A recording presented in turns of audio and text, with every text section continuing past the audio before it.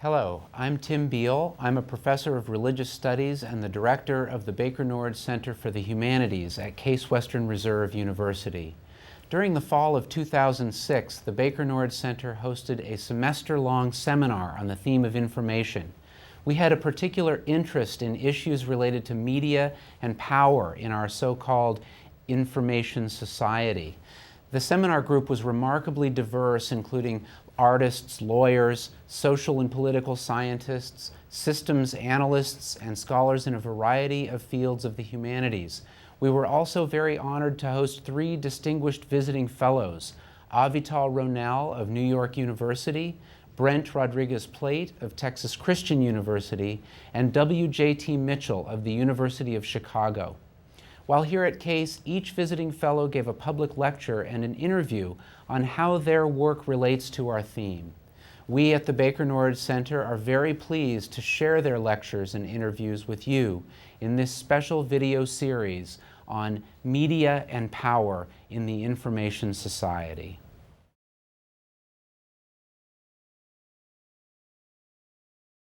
Hi, I'm Ann Helmreich, the Associate Director of the Baker-Nord Center, and with us today is our guest, W.J.T. Mitchell from the University of Chicago, and a faculty member in both the English and the Art History departments. And we'd like to welcome you here today, and thank you so much for the lecture you gave us earlier. We wanted to just take this time to ask you a little bit more about how you came to be doing the work that you're doing. And I know you and I have talked before that some of this comes out of your dissertation, which was on William Blake. And I know today you spoke on, images of terrorism and cloning, so it might seem like a long distance, but I thought we could maybe start with Blake and what drew you to Blake and what particular problems with this early 19th century British artist that may, for many people, be nearly forgotten. Yeah, well, I hope he's not forgotten, since he's probably my favorite artist. Right. And what attracted me to him was that I was getting my degree in English literature, and Blake was this wonderful eccentric. He was a visual artist as well as a poet, and made illuminated books in which the pictures were just as important as the poetry.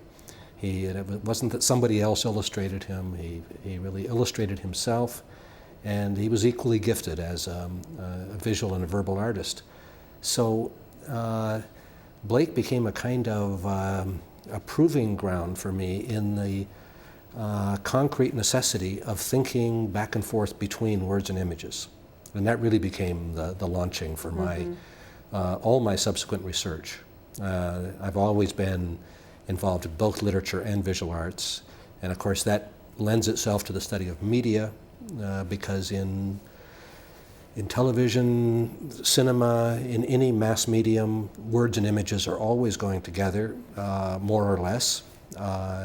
And in the visual arts, you need to pay attention to the language around the artwork, the discourses, the critical language, and the texts that underlie images. And I was also equally interested in the way images play a role, directly or indirectly, in our appreciation of literary texts, so that we, I'm one of those people who, when I read, I see. I like to visualize the scene, visualize the characters. I'm fascinated by adaptation of novels and other texts into visual media. So Blake was a very concrete launching pad for that, and a very unusual one, because for him, neither medium was subordinate to the other. And there's a number of questions that come out of that. One thing, and I want to go back to the word and image, but one thing that came to mind is in your lecture today, you were taking on images that are in today's media, the figure from the Abu Ghraib photographs. And it seems to me Blake was somebody who never shied away from his contemporary political situation. He does work about the American Revolution, he addresses slavery. I mean, do you think any of that sort of percolated into your willingness as an academic to actually say, no, I want to look at what's going on today as well as what happened in the past? Absolutely. I think it's very important for art historians and literary scholars anybody who deals with culture to engage with the issues of their day, because the greatest artists have always done that. I mean, Shakespeare talks about the brief chronicles of our time, and as you said, Blake reflected on the French Revolution quite directly. He thought about the American Revolution. He represented it in both words and images. And we are in the midst of a very tumultuous period in which everybody knows we are surrounded by powerful and disturbing images of all kinds. So, 5 years ago when the, quote, war on terror began, I set myself a project of writing a history of the images, what I call the war of images, in this period. And then I was thinking about this word image relationship. I mean, is it your book, your collection of essays that you edited on narrative is like the early 80s, Yes. Is that right? But then since then you've done picture theory, and now what do pictures want? It seems like the picture side of the word image is the line that you're following. And I wonder if you could speak to, is there a particular set of problems you think hadn't been addressed? Is narrative exhausted, or is there, that's for later, and images is what needs to be done now? Well, the titles might be a little bit misleading. Yeah. Picture theory is almost equally involved with literature. It deals with ekphrastic poetry, descriptive poetry that engages with works of visual art, and it deals with slave narrative and the representation of liberation and the vision of liberty that comes out of slave narrative. So maybe the titles are a little misleading, but I do think there has been a tendency to think of images as, for me, the thing that requires the most critical attention. Because, well, for one thing, we have a science of language called linguistics, and we have a very deeply elaborated set of literary theories that are already in place. Literature has been very thoroughly studied and theorized at a general level, but it's always struck me that images were playing second fiddle. There wasn't an iconology comparable to linguistics. There wasn't an image science that had the same kind of theoretical reach, and especially that went across the media. So it felt important to me to work within art history, but then to expand the field of art history and look at mass culture, look at non-artistic images, scientific images, and that's been, in large part, one of the things that's contributed to this emergent field called visual culture, which I think of as basically art history in the expanded field, or media studies focused on the question of the visual, including cinema, but not only cinema. Now, in your book, What Do Pictures Want?, you address there's a lot of anxiety, maybe more coming from art history, about this notion of visual culture. I mean, there are people who feel that it's, there's certain disciplinary boundaries and these should remain fixed, and there's certain questions fields are properly trained to answer, but yet you sort of acknowledge these, but at the same time make, I think, a pretty convincing case why we should look at visual culture. And I'm wondering if you could kind of expand on that. I mean, what you see as its particular value, as opposed to the kind of like media studies or art history, the kind of little catalyst, if you will, disciplines or sub-disciplines that could be enveloped within a visual culture description, or intersect with might be even better word. Yeah. Well, as I said, I think of visual culture and visual studies as art history in the expanded field. It takes the issues of art history, interpretation of images, explorations of the power of images, questions of beauty and affect and aesthetics, but it then takes them beyond that into non-artistic fields. It always struck me that literary theory has a theory of language to go with it, but art history didn't quite have a theory of seeing. So even like at the same level. early Panofsky and Gombrich, they still hadn't quite. Right. They were, I think, I mean, these are the things I'm building Yeah, on. right. And of course, in actually early art history was in some ways more adventurous. Yeah, I know it, yeah. The Vienna School, Yep. Riegel and Abby Warburg, they really were doing the kind of work I wanted to follow, which was the study of images across the media and paying attention to non-artistic images, or even before images. It's not just images, it's what I would call vernacular practices of seeing. The fact that right now we're being recorded by visual apparatus, and they are trying to produce eye-line matches to give the people who will look at this the feeling that they're sort of in between us and seeing this, they're looking eye to eye, face to face with us. So I'm looking at you one minute, and I'm looking at the camera the next minute. And that sort of thing, eye line matching, the gaze, meeting the gaze of the other, all of this struck me as, that's like the linguistics of the visual field. We need to pay attention to ordinary seeing. At the same time, we're looking at works of art and put them in that broader context. And I think I'm picking up on something you've written, but there's a certain kind of seductiveness or drawing in that is tied to the gaze that you also see is linked to what objects, by turning the question around, not to what do pictures mean, but what do pictures want, is about that kind of drawing in. Yeah.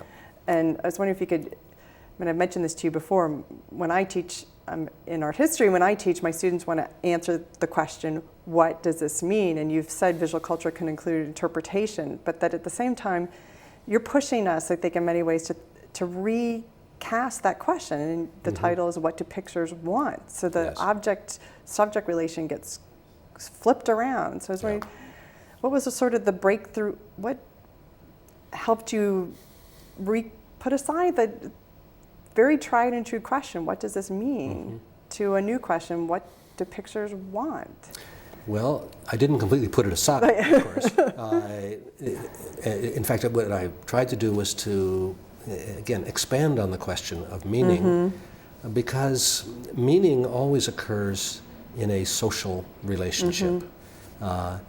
If a picture means something, it also, it may mean something that were never intended by the artist,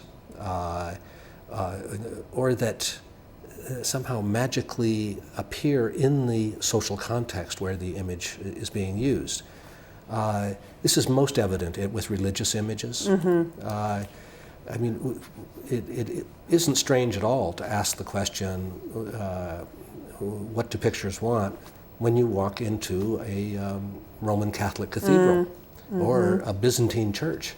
The answer to what an icon wants is, an icon wants veneration, it wants love, and it physically wants to be kissed. That's the proper response to it.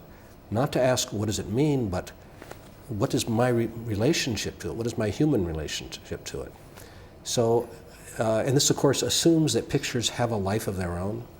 And of course, that's a half-life. I mean, nobody is really fooled any more than when you play with a doll, do you think it's really alive, or when you have a puppet show. But it is a kind of play that we enter into semi-consciously with images, that it's as if they look back at us, as if they could speak to us, and they could maybe tell us what they mean, or tell us what they want. But I think it's also a game that, at least for me, I think I would sometimes enter into with a bit of fear.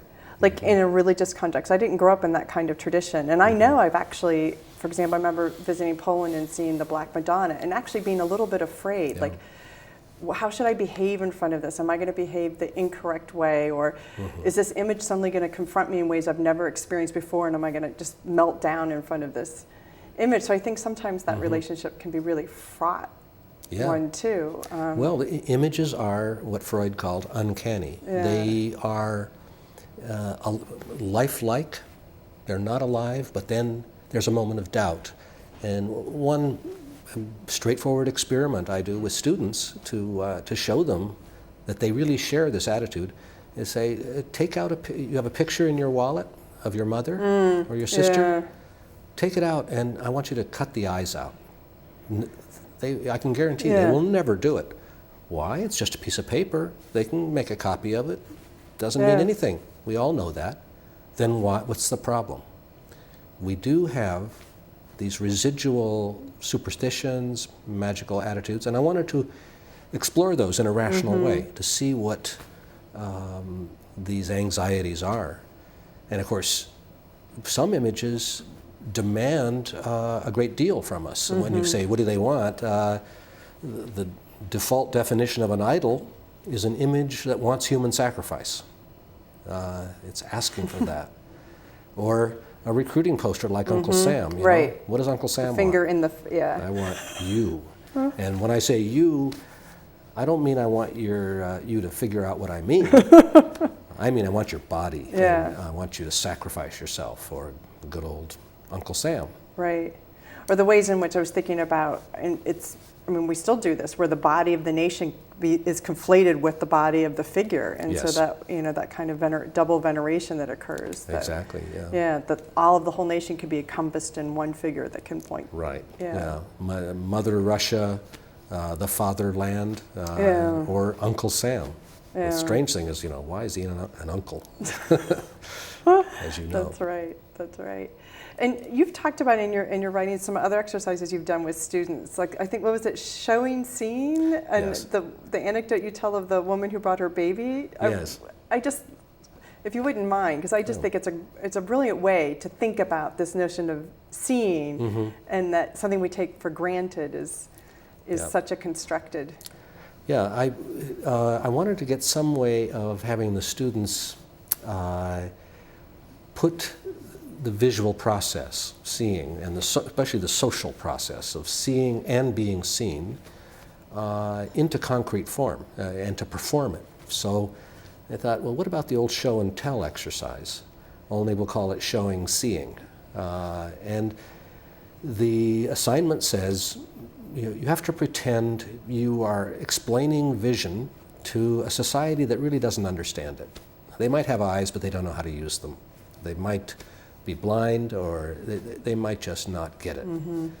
You make up the premise, as long as the idea is just to explain the elements of everyday seeing by showing something. So there are a lot of things. People come in with mirrors, they hold up a mirror, they talk about what the mirror is, and this goes all the way from vanity, self-fashioning, to the mirror stage, and the idea that you find out who you are only when you see yourself outside yourself. And that could be mirrored in another, coming back to you and either smiling or not. So the students did marvelous things with this exercise, and one of the most amusing was a woman came in with her 8-month-old baby boy. And she said, I'm showing this as an object of visual culture. Babies are generally described in this culture by visual attributes such as cuteness.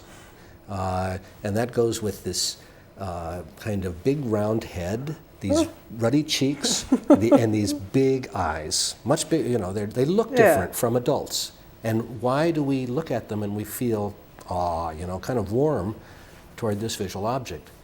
She says, as a mother of an 8-month-old, I've concluded that this is an evolutionary adaptation, because if we relied on the other senses, like smell and hearing, we would kill them immediately. Baby poo, they screaming. Stink, and they are noisy, they cry all the time. But the wonderful thing about this presentation, she was doing this, holding the baby like this, and holding it for the class, and the baby started to realize that it was being watched. It saw, 60 pairs of eyes in the lecture hall looking at it. And at first it was scared and started to frown and was going to cry.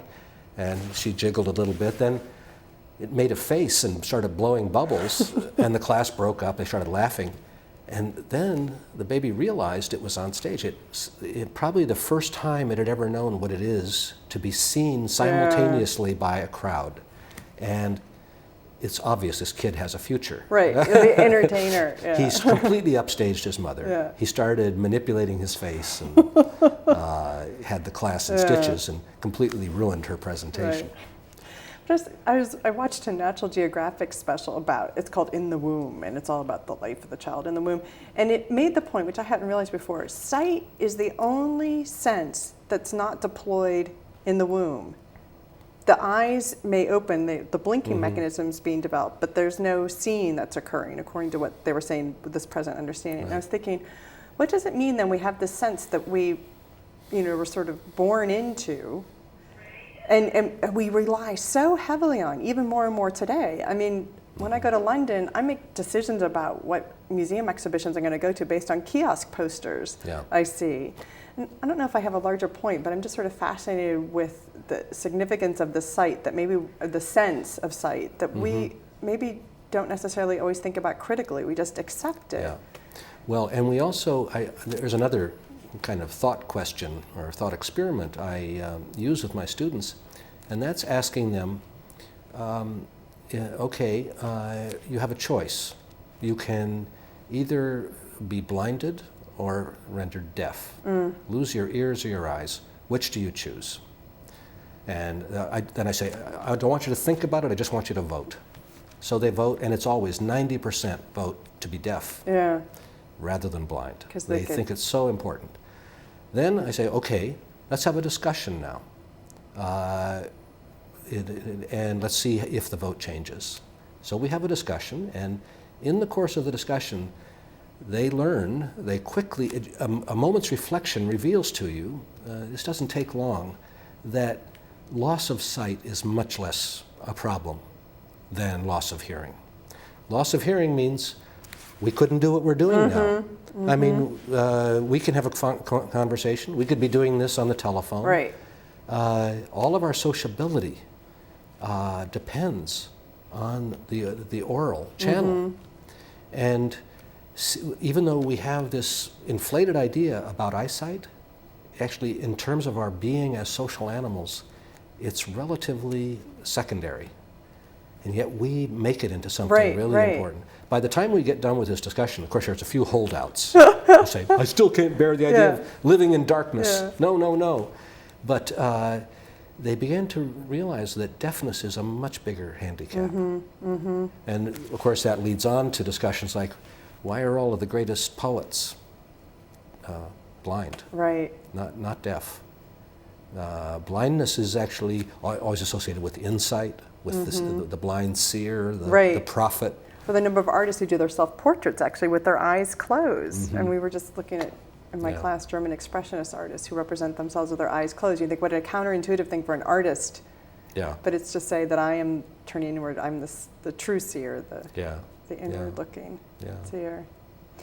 If you don't mind, I'd like to switch gears a little bit, which is, and again, this is my own interest, which is dealing with landscape. And so you've edited a collection of essays on landscape and power, and you've also written on the holy landscape, and also I remember you interviewed Said, and part of that, dealing with these issues of landscape, has to do with sort of questions about national boundaries, and then when you were dealing with Israel and Palestine, and really thorny sort of debates that have yet to find an easy solution. And I was wondering if you could speak to what you think the role is of the intellectual in these kind of debates, and what in particular you think you could bring to the table. I mean, you said before you feel like we should all be speaking to issues of our present day, but it seems interesting to me that some of landscape has been, or images has been a place where you've located some of your contributions. Yeah.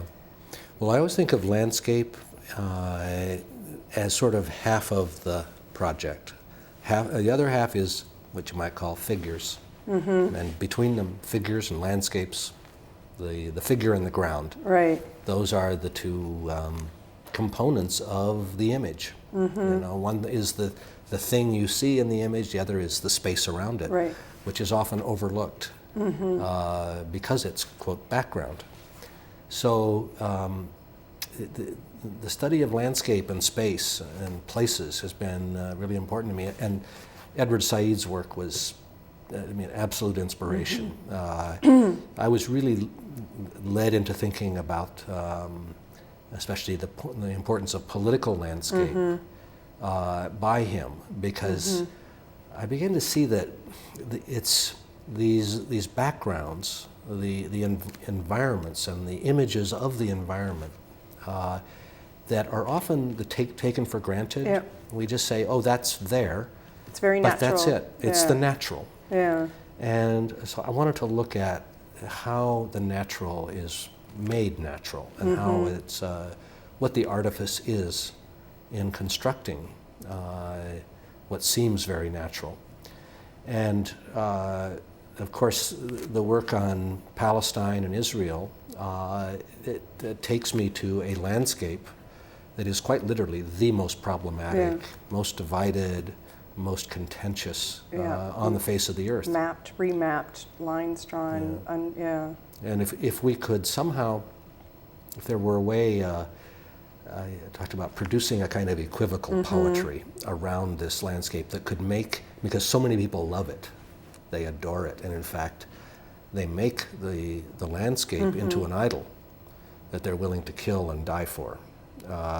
So occupation and being subjected to occupation, the militarization of a place, all this makes this landscape incredibly emotional and fraught with violence. So basically what I've been trying to do is find a way to address this place and this landscape in a way that could make both sides live there together. And if I might, just maybe for the last question, do you think there's any link, and I'm really being speculative here, but you mentioned before we started that you grew up in Nevada, which is a landscape that in itself at a moment was contested, right? Yeah. It was a mineral resource, it had to be mapped, it claims, counter. Had to be taken away from the Indians. Exactly, yeah, and this claim that it is now part of a nation, and now there's a whole set of new debates about tourism and who's this land for, and exactly who does it belong to. Do you think growing up in that kind of environment might have led you to pursue similar questions in other places, or? Yes, absolutely. And the first time I went to Israel, which was back in the 70s, early 70s, I had this incredibly powerful experience of deja vu, where I said, what, I feel like I've been here before. This is Nevada. It's Utah. It's the desert. And it's the desert as a holy landscape, seemingly empty, seemingly sterile, dry, filled with sand. And yet, if you know how to look at it, suddenly you see, no, anything but that. It's filled with history, filled with memories, and just crisscrossed by all of these narratives. So I really, I felt a deep kind of connection to the place. And then I began to read, and I realized this was no accident. It was waiting for me. I mean, Mark Twain and Herman Melville both went to the Holy Land in the 19th century. That's right, yeah. And Mark Twain wrote about it, and he had the same sense of deja vu. Well, Mark Twain lived in my hometown, Carson City.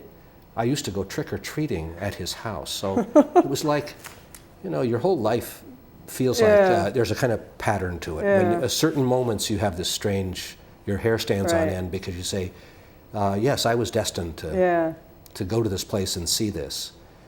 So Mark Twain, when he went to Palestine, he said, I'm having a strange sense of deja vu. This is in Innocents Abroad. What do the Palestinians remind me of? He says, I know, it's the American Indians. They are living in abject poverty. They're incredibly downtrodden. They're subject to a conquering empire. I mean, before the British, it was the Ottoman, then the British, and now Israel. And not only occupied and administered by an empire, but in the Nakba in 48, they were expelled forcibly. So we are living in the first half century of the expulsion of several million people. And they have not forgotten. And you can't just, wipe that away and say, oh yes, well, congratulations, Israel is a new nation born out of the ashes of the Holocaust.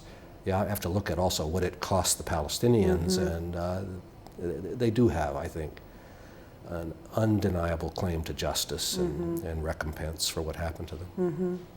Yeah, and it's that the images of the land is what, to what people's hearts become attached. Yeah. So again, the power of the image to draw you in.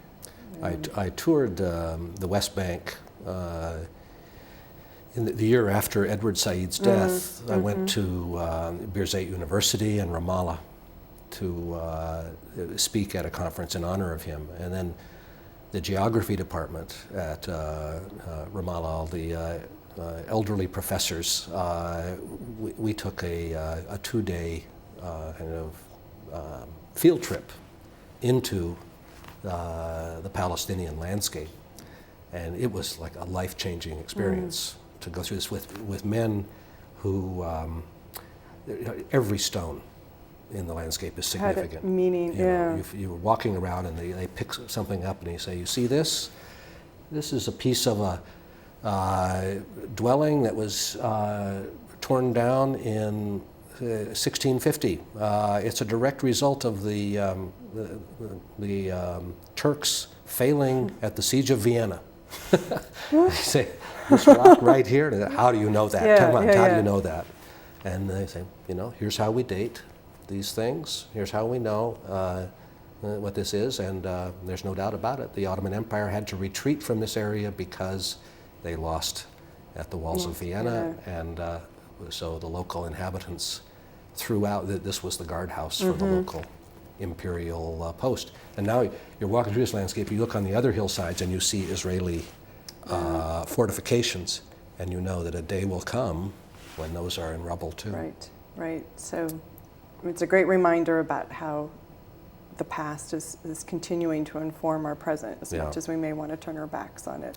And it's the job of scholars to make sure that it happens, that it isn't forgotten. Right. Well, thank you very much. Oh, it's a pleasure.